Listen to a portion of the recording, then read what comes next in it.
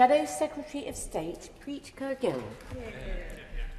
Thank you, Madam Deputy Speaker, and thank you to my honourable friend, the member for Bethnal Green and Bow, for her perseverance in securing this important debate and her continued commitment and passion to ensure the voices of the most vulnerable and marginalised in this country and around the world are heard. And I want to thank all honourable members who have contributed to today's important debate: the member for Devizes, member for Slough, Ruislip and Northwood and Pinner, the member for Oldham East and Saddleworth, the member for Canterbury, Bradford West, Hornsey and Wood Green and Strangford.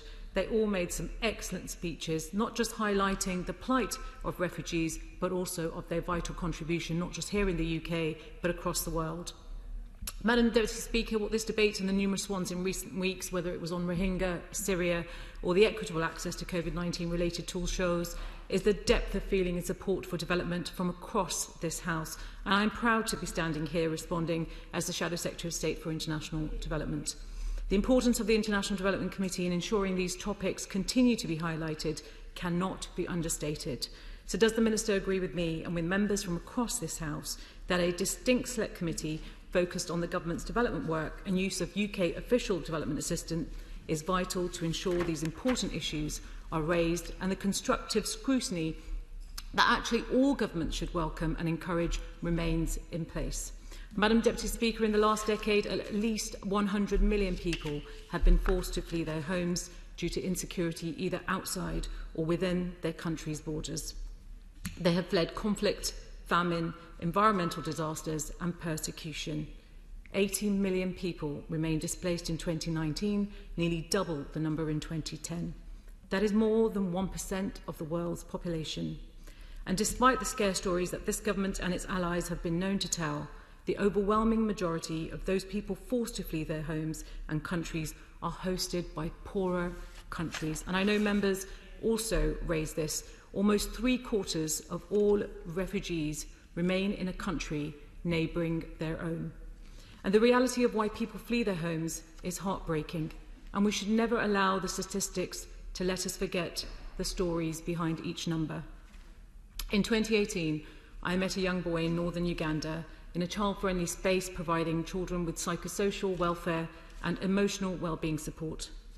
He had seen his father killed in front of him at only 12 years old and had no knowledge of where his mother was.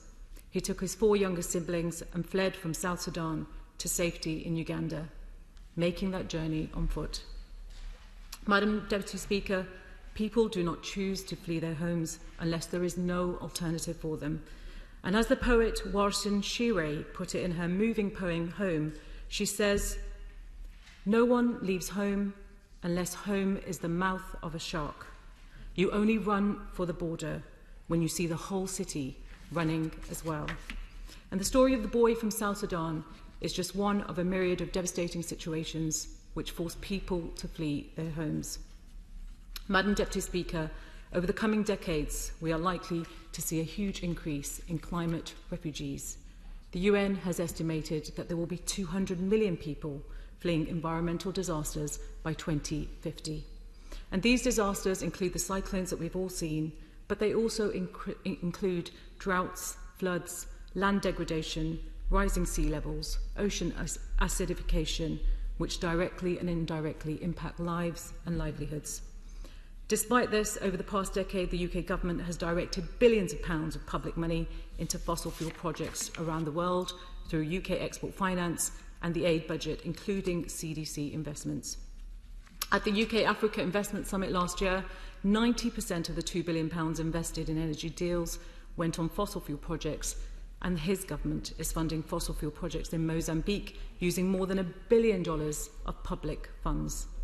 And while COP26 has been delayed for a year, as we look to build back better, a more safer and fairer world after this pandemic, there are still opportunities for the government to act and show clear leadership before it hosts that meeting.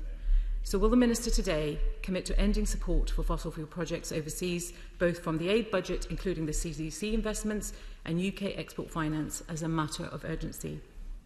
It is not only climate change that is impacting migration, but it's the destruction of the environment and biodiversity which affects people's lives and livelihoods. From the Amazon to Borneo, habitats are being destroyed by legal and illegal deforestation and degradation, forest fires and overgrazing and cultivation. As well as working with those countries, we need to consider the impact that we are having here, which is why I asked the Minister whether he will support the amendment on due diligence my friend, the member for Bristol East, has submitted to the Environment Bill. Another area I want to touch on briefly is food insecurity. More than 250 million people now face extreme hunger, a situation that coronavirus has made even worse. Of these, there are about 30 million adults and children who could be tipped into famine without urgent additional support. No child should have to face the prospect of growing up facing famine or malnutrition. So can the Minister explain when his government will make a pledge to the Nutrition for Growth Summit?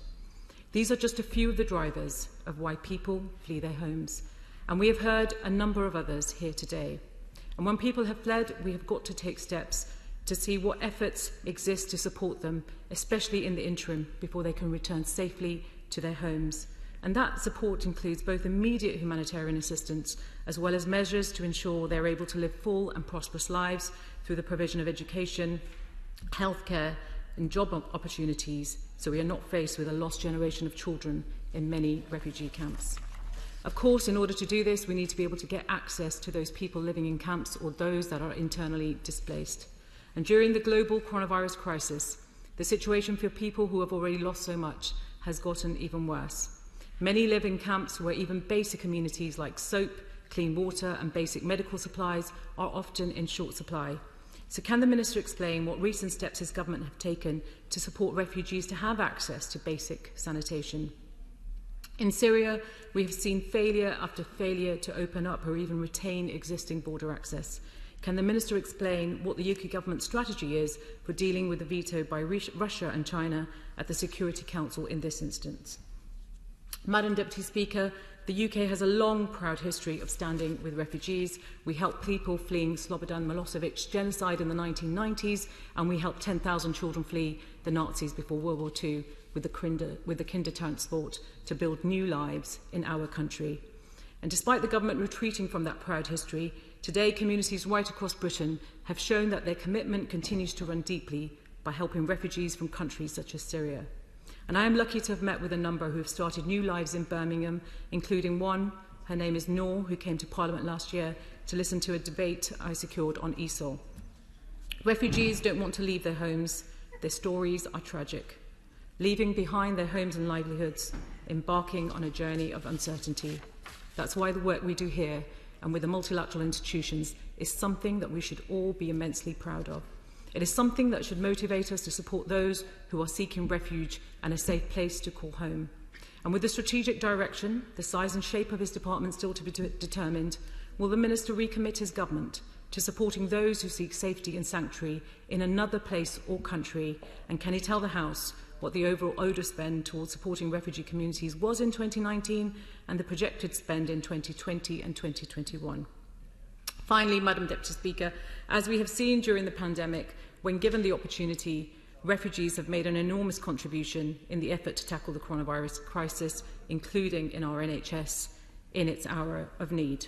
So will the Minister ensure that talk of the importance of helping refugees and displaced people to become productive, equal partners in their communities is recognised and acted upon across the whole of government? Thank you.